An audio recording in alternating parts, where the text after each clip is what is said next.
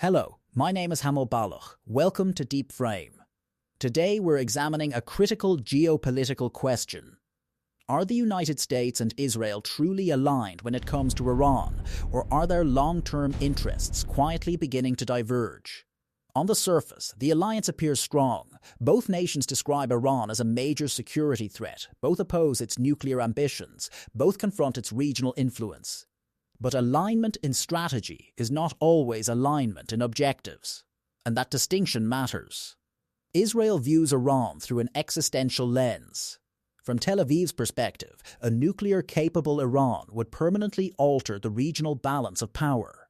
It is framed not just as a strategic challenge, but as a direct threat to national survival. The United States also sees Iran as destabilizing. However, Washington operates with a broader calculus. America considers global oil markets, military commitments across multiple regions, competition with China and Russia, domestic political consequences. This is where subtle divergence begins. Israel seeks decisive neutralization. The United States seeks strategic containment. Those are not identical goals. The deeper question is whether the objective is simply to limit Iran's nuclear program or to fundamentally transform Iran's political structure. Israel has consistently signaled that weakening Iran's regional network is central to its strategy. That includes reducing Tehran's influence through allied militias and strategic corridors. For Washington, however, regime change carries historical weight. Iraq, Afghanistan. Removing leadership is one phase.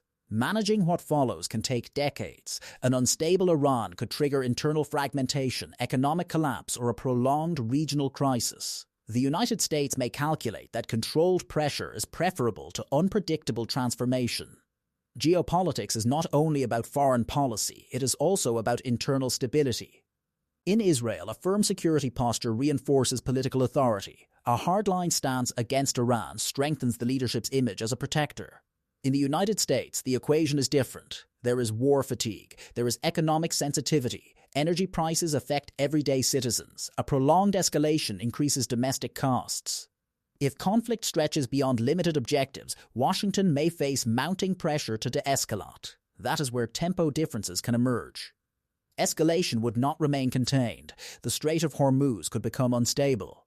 Oil markets could spike. Regional powers would recalibrate alliances. Russia and China might expand diplomatic leverage. For Israel, the priority is eliminating a direct threat.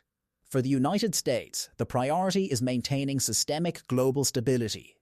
Survival strategy and global equilibrium management are fundamentally different approaches. Strategic divergence would likely appear in moments such as Washington pushing for a ceasefire framework, Israel preferring sustained pressure, the US activating quiet diplomatic channels, Israel resisting premature de-escalation.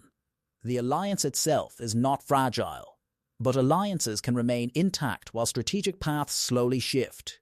Unity in rhetoric does not guarantee unity in long-term outcomes. So, will the United States and Israel split over Iran? Unlikely. But could their strategic tempo begin to move at different speeds? Very possibly. And in geopolitics, differences in tempo often redefine alliances more than open disagreement. The Iran crisis may ultimately test whether tactical cooperation can evolve into durable strategic alignment or whether divergence is already underway beneath the surface. This is DeepFrame. I'm Hamel Baloch. Thank you for watching.